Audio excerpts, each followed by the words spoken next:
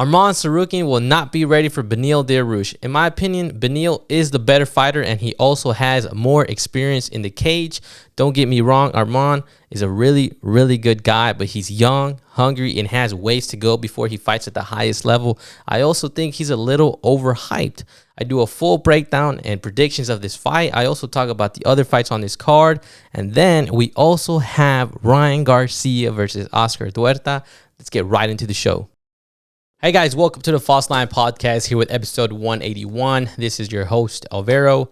So we got two exciting events this weekend. We have Ryan Garcia fighting Oscar Duarte. And then we have UFC Fight Night in Austin. Headlining that is Beneil Dariush and Arman Tsarukyan. A very exciting weekend. And we finally have some UFC fights and content. I know we had the UFC Fight Night, I think 2 weeks ago. But, I really didn't know the fighter. So this card is pretty stacked. I know a lot of the fighters, so we're going to talk about, I think, 4 fights on that card, and then obviously the Ryan Garcia and the Oscar fight. And let's talk about Ryan Garcia and Oscar Duarte first. We'll talk about boxing, and then we'll move on to UFC Fight Night. So Ryan Garcia faces Oscar this weekend in San Antonio, Texas. It's going to be a very, very exciting fight and a pretty good matchup. I think there's 2 keys for Ryan Garcia in this fight that he has to do if he wants to get the victory. And we're going to talk about those. I'll mention them real quick, but we're going to get into more in detail in a little bit. The first one being is managing the distance against Oscar, because Oscar is going to be the aggressive fighter in this fight. He's been like that in all his fights, so I don't think he'll be any different on this one. Second thing, the fact that he is, being like I said, being the aggressive, manage that distance, but also setting up that left hook that Ryan has. I saw, Oscar watching his fights, and I think this is a perfect, fight for Ryan to set Oscar up for beautiful, just left hooks, whether it's to the body or to the face. And like I said, we'll get into them more in detail in a bit, but I want to give my thoughts, about the fight initially when this fight got announced. I had mixed emotions, because Ryan Garcia's, he talks a lot of shit. He's very vocal. He's a pretty big, has a pretty big social media presence, on all platforms. So, whether you know him because of boxing or social media, a lot of people know him. So this fight got announced. His most recent fights have been pay-per-views. This one's not a pay-per-view event. He did hit a big payday against a Tank fight, but, I don't know what's going on. Ryan's been in a weird, phase, I think, the last few years. He took that long time off for his mental health. He had the Tank fight, which was, he said that he couldn't fight because they didn't want him to fight or be active. And then he had that rehydration clause that kind of fucked him up, he said, and he was injured. And then, the separation of him and his team, or his coach, moving to Dallas. So a lot of moving parts for Ryan Garcia, and then this one's not a pay-per-view event. And I'm not going to lie, the first things that I was thinking about, I was like, is this the decline of Ryan? Is this it?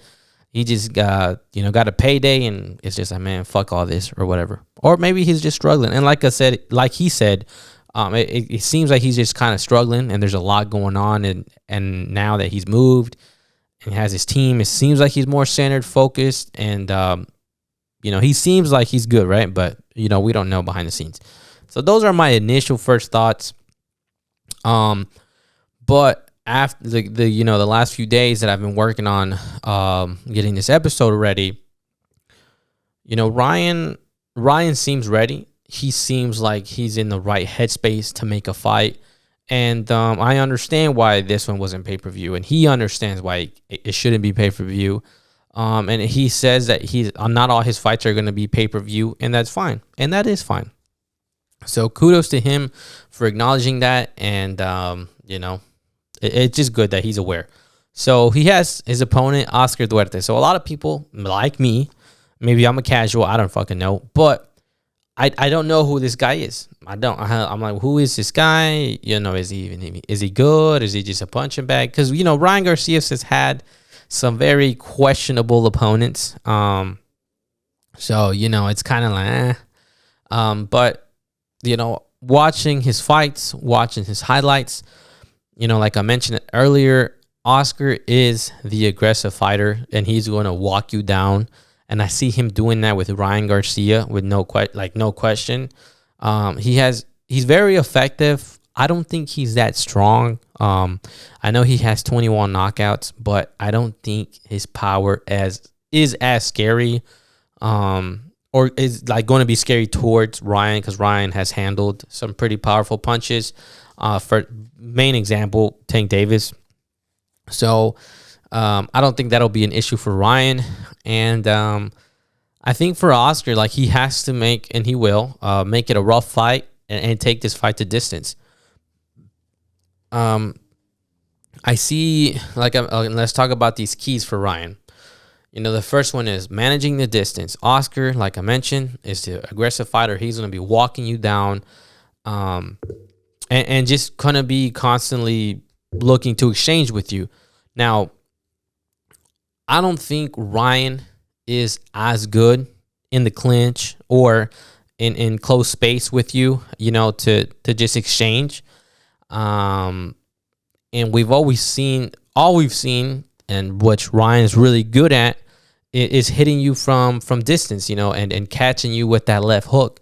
So I think if Ryan can just deal or manage, the space between him and Oscar, and not letting Oscar get too comfortable and too close, I think that'll be good for Ryan, and it'll, just kind of throw off Oscar and off his game plan. And then that kind of ties into the second thing, is which setting up those traps for the left hook. I think, the fact that Oscar is going to be the aggressive fighter, and not that he's not skillful, because he clearly is, but I think, he can trap Oscar and set him up for a beautiful left hook, and not just once, like throughout the fight, just and they can be left or right, whichever one. But I think, he can definitely do that, being that he's the aggressive fighter. And I've seen him get caught with a few punches, and I'm like, bro, if that was Ryan, they would hurt a lot more. And who knows if you're going down or not. And Ryan's fast. Like, we can say whatever we want about Ryan Garcia. Like, it's it's simple, but Ryan Garcia is a good boxer. Like, he's maybe not the best at the moment, but he is really good and really talented. He's fucking fast. So fast. Like, so fast. And he's strong. He's powerful. He has power behind his punches. He knocked out people cold, crazy, and just in some beautiful fashion. Like, it's just nice. He's just doing crazy shit, and it looks nice. Against Tank, I mean, I don't want to make any excuses for Ryan, because he lost that fight and he lost fair and square. But I mean, he kind of got fucked over in the fight. Rehydration clause is a huge fucking deal. And then saying that he had a broken rib.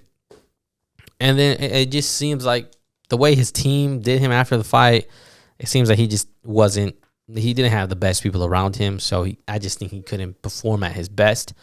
And whether he was at his best, he might have not lost to Tank. But, I think now Ryan Garcia is in a better place, in a better headspace.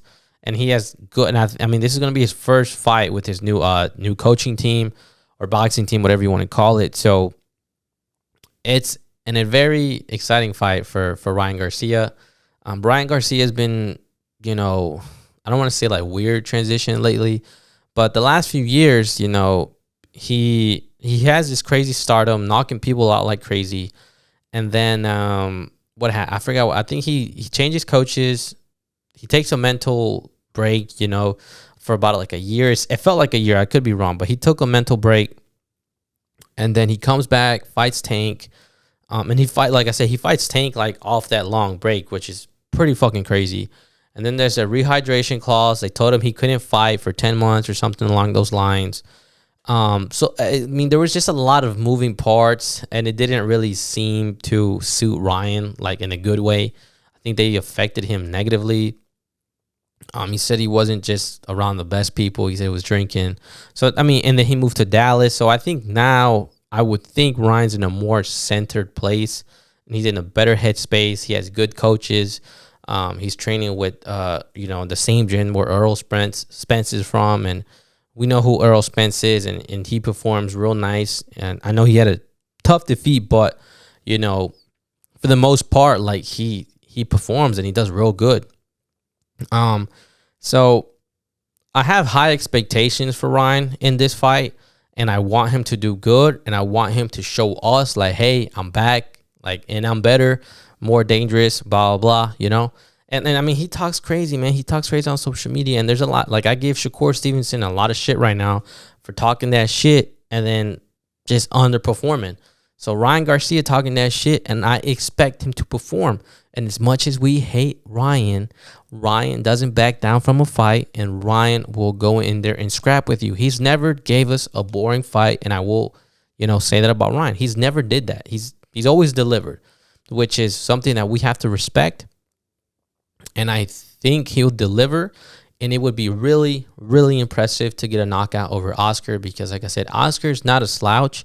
He's a really good fighter, an aggressive fighter, a rough fighter, and he's going to come at Ryan with everything. This is Oscar's biggest opportunity to showcase his skills and show us, like, hey, like, there's another name out here, and my name is Oscar. So, you know, we'll see how the fight goes. I think Ryan should finish this fight like in the 5th or the 6th, if I'm being honest. If it goes to distance, I am concerned for Ryan. We haven't really seen Ryan go to distance, but, you know, he has decent cardio. I think it was the Campbell fight.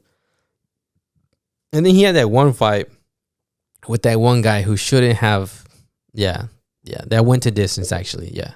So Ryan's going to be fine if it goes to distance, but I think it will favor Oscar on that one, but we'll see. I don't see this fight going 12 rounds at all.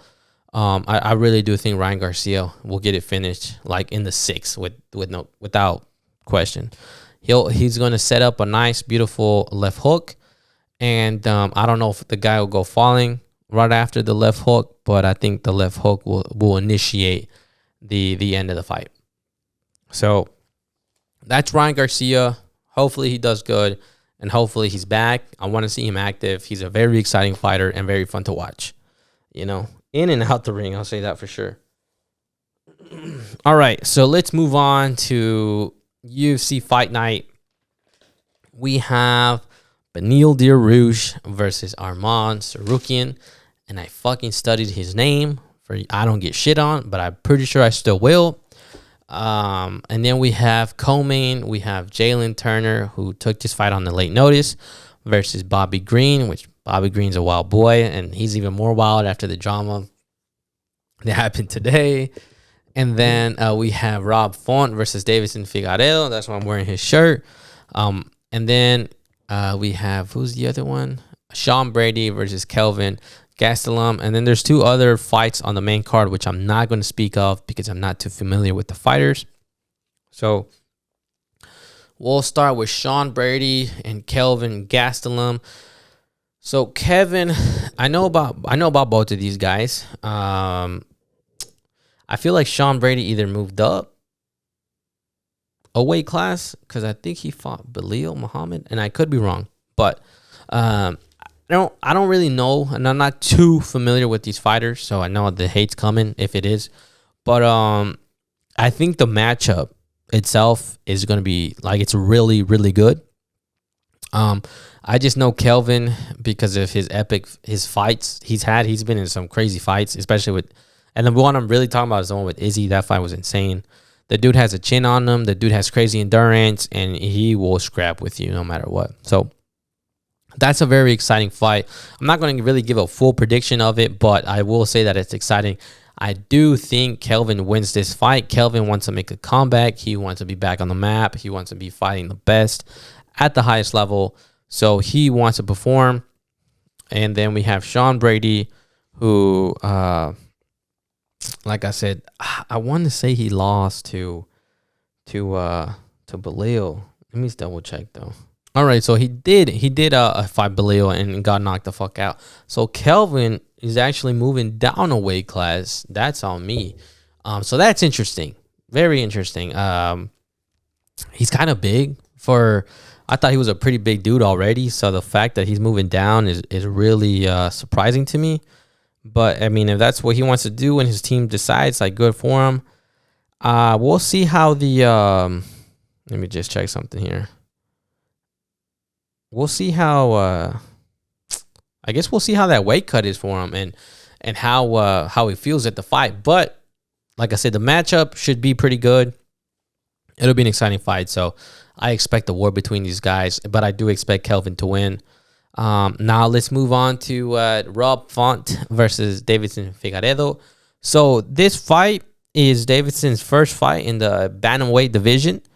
He was fighting at 125, and we all know his crazy, you can call him enemy or nemesis, Brandon Moreno, which I love. And I started following Brandon Moreno and Deiveson Figueiredo during like COVID, right? They had a fight in the Apex, and it was a draw. Deiveson was a champion, if I'm not mistaken, at the time, and it was just a crazy fight, for 5 rounds, and then it ends in draw. And I was like, these guys are crazy. So that's how I, got introduced to Deiveson. And I'm happy that he decided to move up, because I know his weight cuts were brutal. The guy is shredded. He's a short, thick, just shredded guy. Like, he's big. You can tell that he was, not barely making 125, but it had to be tough for him, because, the dude probably walks around like 150, 160, like no question. And he is ripped, like crazy jacked. So his opponent, Rob Font, a tall, long guy. Not too tall, but taller, and it'll be exciting, because I every time he got in there with Brandon, I was like, bro, if this guy lands, he can. I don't think he was gonna knock out Brandon Moreno, but I was like, he's gonna get the best of Brandon if he really catches him. So I think this fight for Deiveson, it's kind of I would like to say like a new start, a fresh start. And 135 is a very exciting division, and the champion at the moment is, Sean O'Malley, and then you have in there Merab, Henry, Aljo, Cody, Cheeto. You have those guys in that division, and I think if Deiveson can make a really big statement in this fight, I think he can get a nice fight with one of those guys. But Rob Font, he's an interesting guy in the UFC, because he's not like the biggest name, the biggest star, but for some reason, he's just in these really good fights. And I don't say that like for some reason. The guy's a really good fighter, but not to the point where he's fighting, high ranked guys or for a title. And I'm not trying to talk down on Rob Font or anything like that, but it's kind of just the truth. So I think for Rob Font, it's a hard fight. Well, all fights are hard, but it's a hard fight, and I feel like there's a lot of pressure there. You're fighting a guy who's moving up moving up, coming from a division that's less weight or underweight class, whatever. And it would kind of suck for Rob, like, oh, you lost to a guy who just moved up, right? And you've been in this division for who knows how long. And yeah, but Rob Font's just been in these really, really good fights, and he's not like an easy fighter. He's a really challenging fighter. A pretty hard fighter. What am I trying to say? He's a pretty difficult, fighter to deal with. But for Deiveson, he's so good, all around, standing up and then on the ground. But I see Deiveson, stuffing or controlling the fight on the ground and forcing the fight standing up. And I think he's going to knock out Rob Font. Like, I really do. I don't see this fight going a distance. I think Deiveson gets it done early, like in the first, and if it does go the second, then in the second. But I see Deiveson Figueiredo getting the knockout in the first round. And then I hope to see him have a big fight, fighting a top 10 or top 15 at 135. So then we have our co-main, which is Jalin Turner versus Bobby Green. And Bobby Green, we all know Bobby Green, man. He's a wild boy. And he's a very fun fighter to watch. And he had his most recent win against Tony Ferguson. It looked really good, but he kind of got tired at the end, I think. And then we have Jalin Turner, who also got in a war with Dan Hooker. And arguably, I think we did. I don't even know who won that fight. It was so close. But either way, Jalin Turner got in a war with Dan Hooker, and it was a super fun fight. And this fight, you got Jalin Turner versus Bobby Green. Two very exciting fighters, not like the most elite guys, right, in the division, but they're really, really exciting and fun fighters to watch.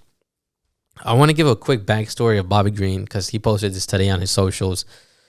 So it kind of feels like Bobby Green, has some problems with, these other fighters that are, I want to just say other fighters at this point.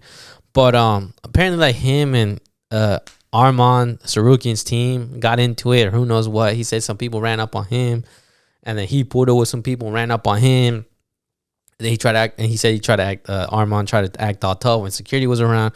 I don't know, right? But I think it's crazy how Bobby Green gets in all these situations, but Bobby Green ain't no bitch, and he's about that life without doubt.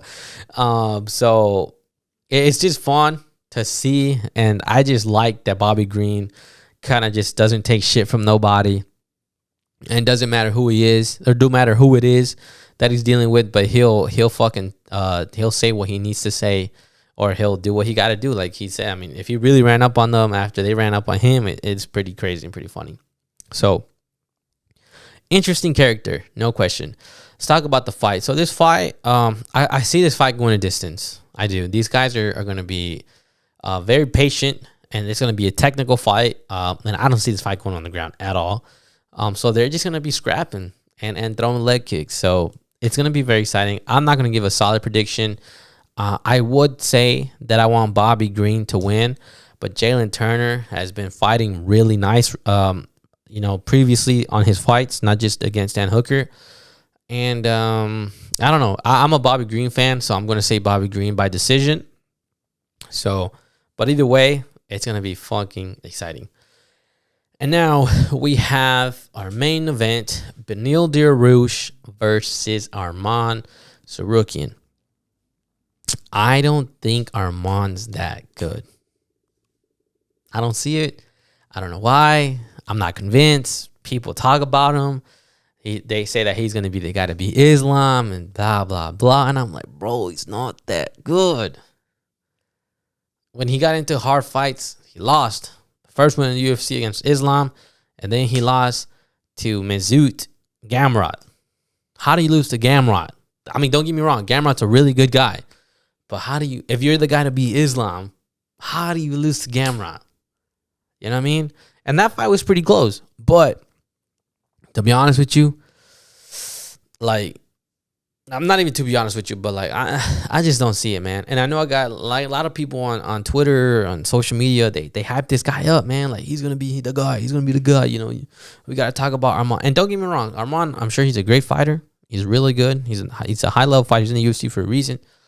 But I think he's going to get killed against Beneil Dariush. He's just gonna get and I don't say like kill like literally, but I mean Beneil is just better. All around better. And I know Beneil had a tough loss against Charles, but if I'm not mistaken, he was like on some crazy win streak, like 9 or 11 wins in a row. And like, what was I going to say? For me, Beneil still has an opportunity to be fighting for a title. Arman is clearly trying to work his way towards that. But I don't think, at the moment, I don't think he's there yet. Anywhere near that. I don't think if Arman Tsarukyan was going to fight a Justin Gaethje, Dustin Poirier, even a Michael Chandler, Charles Oliveira, Islam Makhachev, no shot for Arman Tsarukyan. I'm sorry, and I know a lot of guys are behind him, but I just no shot. And then, and not to say that Beneil is the easier guy, because he's not. I think Michael Chandler would be the easiest guy out of the group I just named. But again, Beneil's in my opinion, the number 3 guy in the division right now. It's Islam Makhachev, Charles Oliveira, and then Beneil Dariush. And you're fighting Arman Tsarukyan, who Arman Tsarukyan has a lot of hype, but to me, doesn't have any impressive wins against anyone. I don't think so, man. So I don't think this fight's going 5 rounds. I think Benny gets to finish like in the 3rd. I think Arman Tsarukyan is going to want to take this fight to the ground. I don't see him standing up too much with Beneil, but he does have some really nice leg kicks. So, I mean, if he takes that approach, to take it on the feet and just try and do something with the leg kicks, because Beneil did get caught and rocked with Charles Oliveira's leg kicks. But I think Benny's going to be ready. I think he wants to get a nice win to be back in the conversation for a title shot, because I think he's up there for sure. And for Tsarukyan, I just don't think he's ready yet. I don't think his time yet. I think he needs to, fight someone like Michael Chandler or someone else in that division. I wish I knew more names in the division that were ranked at least. Yeah, I just don't see the hype, and I don't. It's not gonna go the distance. It possibly could, because I do see them. I do see this fight being a boring fight, and I hate saying that. Just a fight with not a lot of action, not a lot of activity, takedowns, getting back, clinches, things like that. I do see this fight possibly being that, but I really hope it's not, and I don't think so, because, like I said, Benny wants to get a win to be back in the title conversation. And for Tsarukyan, I mean, if he gets a win, and he said it himself, if he knocks out Benny, then he should be on the conversation for a title shot. And I'm with him. If he can knock out Beneil Dariush, he deserves a title shot, or at least a fight against Charles or Islam, or Islam is the champion, but Charles or Justin Gaethje. I mean, that's the name I was looking for. But we'll see, man. Like I said, I don't think this fight's gonna go the distance. I think Benny's gonna get the job done. I don't think it's his time yet for Tsarukyan. And there's nothing that I saw that I was like just blown away, right? So, and the guys he fought, it's just like, I don't know, man. Like, once you get up there with the top 5 guys, like, it's just a whole different conversation, a whole different fight, and it's a whole different pressure. So, yeah, I just don't think he's ready for that yet. He's a young guy trying to make a name for himself, and I think he has a few more fights to go before he gets up there, if he does. But we'll see. So those are my predictions, my breakdowns about these fights. It's a very exciting fights this weekend on Saturday. And I hope you guys enjoy. I will enjoy. I hope you guys enjoyed this episode. I hope you guys have a great Friday, and I'll see you guys on Tuesday to talk about these fights and what I think and what's next for these fighters. I'll see you guys on the next one. Peace.